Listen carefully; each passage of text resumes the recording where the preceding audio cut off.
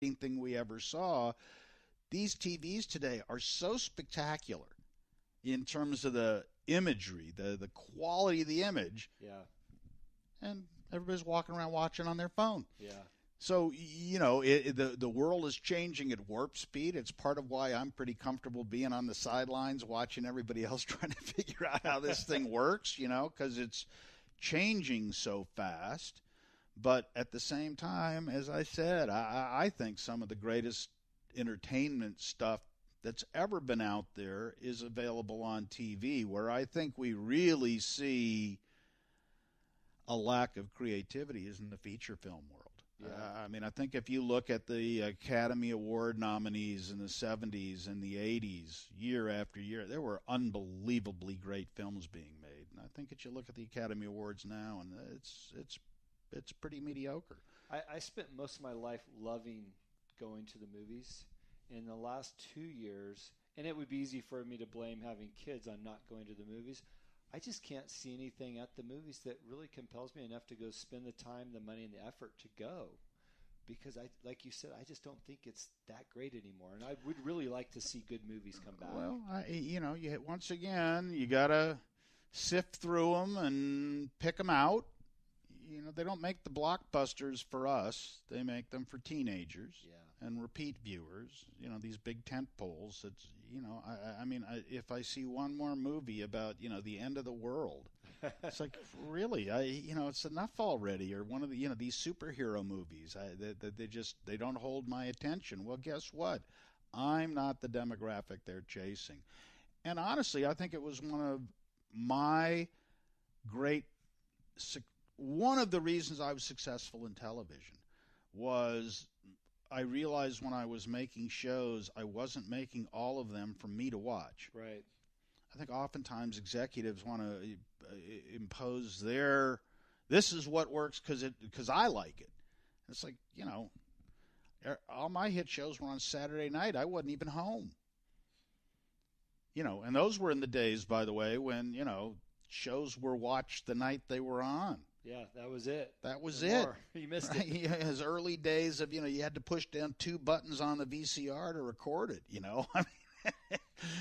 But I think you gave a good learning in that last statement, though, about not imposing what you think is good, but what the audience is going to think is good or what the audience wants to watch. Well, I went. My investment wasn't so much in the audience as it was in the creator of the show. Mm-hmm. Was to say, look, you have a unique vision and passion for what this should be, and that I saw my job as to helping them preserve their vision and passion. Yeah.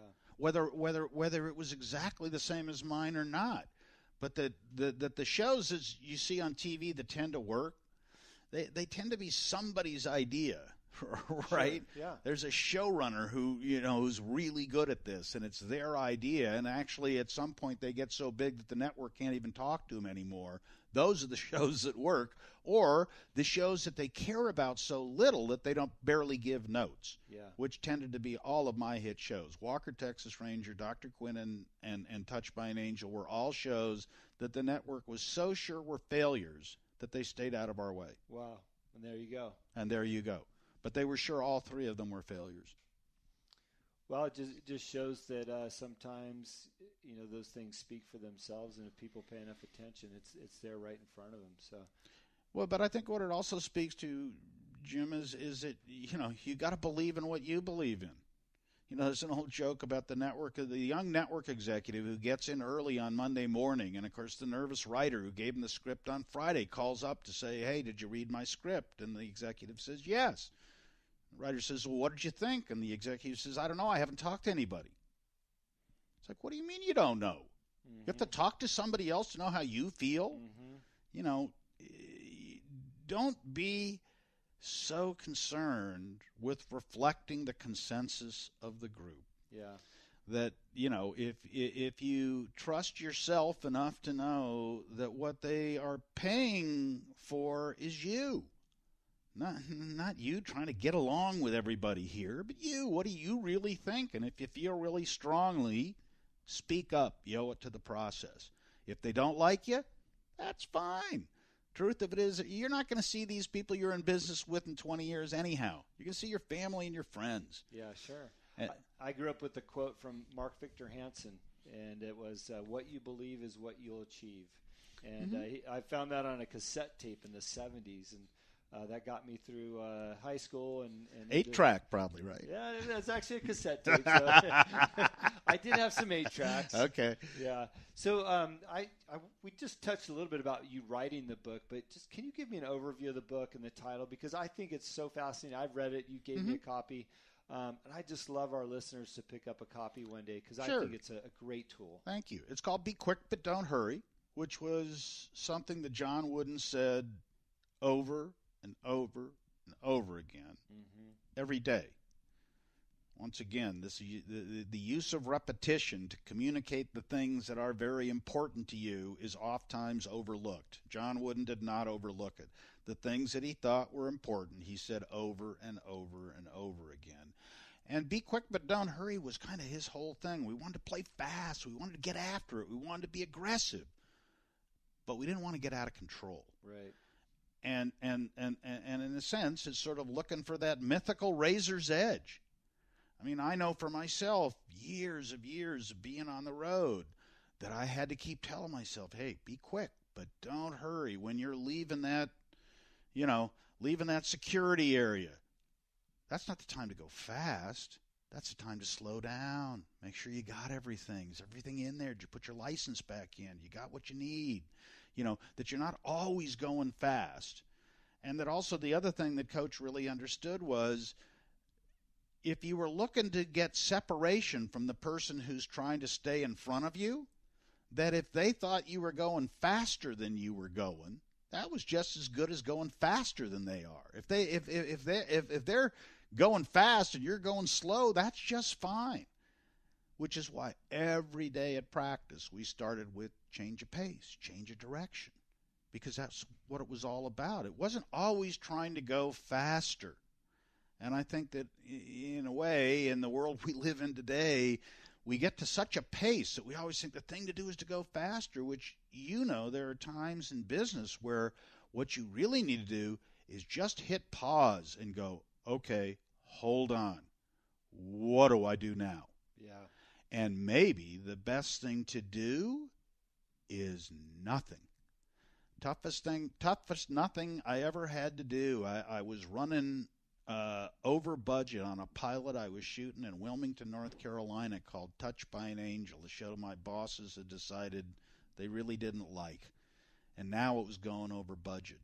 And so the head of the studio, Andy, gets on a plane and goes back there to put some pressure on these guys to pick up the pace. Right. And they shot for 19 hours the day I got there. I mean, they were just, giving me the old middle finger. Yeah, sure. And boy, Jim, do you have any idea how much I wanted to fire those guys? But I knew if I fired them, I was screwed. I'd never finish the pilot, and, I might feel better for 10 minutes, but it wouldn't work. And I finished, and I let them finish the show, and when we got it picked up, I fired them. There you go. And they couldn't believe it. Right? It's like, how did that happen? I can't believe you did this. Oh, my gosh. And it's sort of like, guys, I wanted to fire you in North Carolina. I just had to wait till I could do it.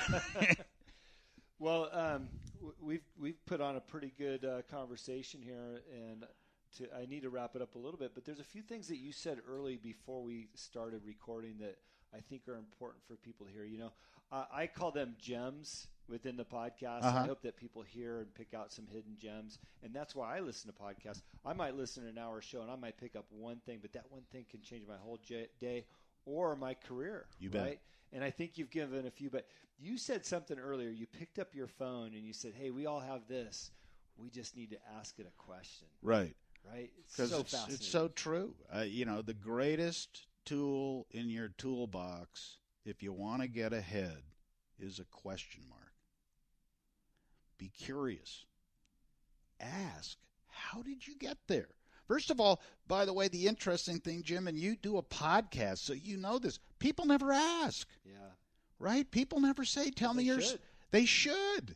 Because what they will find is, first of all, people who they admire, people whose career they'd like to have. Actually, if you found a way to get to them, pick up the phone, send them an email, send them a letter. There are a million ways to get after it. Every once in a while, they'll write you back and say, sure, I'd love to see you come in on Thursday afternoon at 4:30, and then go in with questions, really smart questions.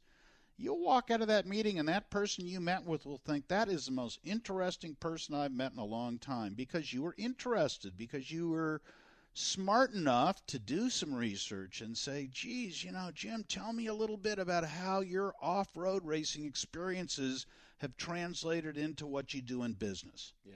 Right? And I know that you broke down in this one race, and it was crazy trying to get the car, right? So I've learned about you. And all of a sudden, your opinion of that person has changed completely.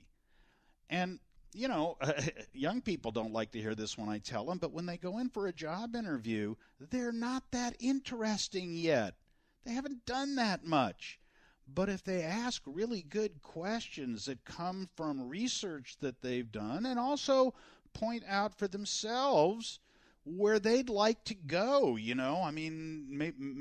maybe they have some questions because they wonder, is there a real future with this company because you're under attack from esports or this or the other thing, and actually have a conversation. But this idea that you're going to go in like you're in a old World War II movie in black and white with an incandescent bulb swinging, and you're going to answer questions and get a job, which is, I think, what most job seekers think, I think you're right. is completely wrong. Yeah, I think you're right. You said something else, too, about short-term hurt versus ache. Right. And it's the toughest thing to learn, but, Coach Wooden's whole philosophy was just do the best you can. Make the effort and do the best that you can, and try not to focus on the results. But the truth of it is we live in a society that's obsessed with results. And so we become obsessed with the results, and we learn to hate losing. And so we hate losing so much that it makes us feel terrible. Mm-hmm. And then we get to the point where actually we don't even want to get in the game, because the truth of it is we'll probably lose. Well, you know this. You've spent your life in sales. I spent my life in sales. If asking only happens when you think the answer's yes, you'll stay home and never go anywhere, because the answer's always probably no. Always. Your whole life is always probably no. So get over it and just ask. Yeah. All they can do is say no. And the truth is that short-term hurt of, oh, God, they said no, is a lot easier than dealing with the lifetime ache of I didn't try, I didn't ask, I didn't even enter the contest. I just knew I couldn't, so I didn't try. I get asked all the time, Andy, don't you wish you'd gone to play basketball somewhere other than UCLA? You could have played, you would have been a star, whatever. It's like I've never once said yes, because I had a dream. I gave it a shot, and it didn't work out. Did it hurt? Yeah, but what I know is I never have to ask, was I good enough and I didn't give it a crack? Because I found out it cracked me right over the head. Right, it's interesting when you look at that philosophically. There are a lot of no's in life, but there is those yeses that make a difference. I have a mentor right now I'm working with. His name is David Meltzer. He's with Sports One Marketing, and he's got a line. He says, "More than enough." And he says, take some time to reflect back on what you have more than enough. He goes, I guarantee you've got a lot to be thankful for.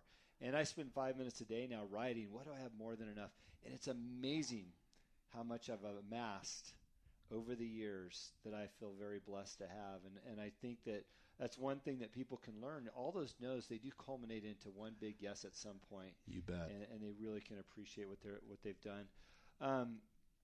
Again, talking about people pulling out gems, and you have so much rich history that I would love to talk in depth on everything.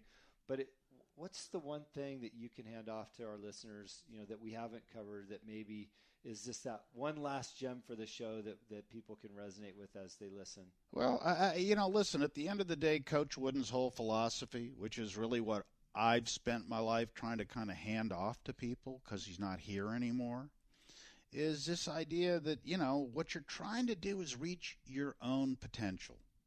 That it is not a competition with anyone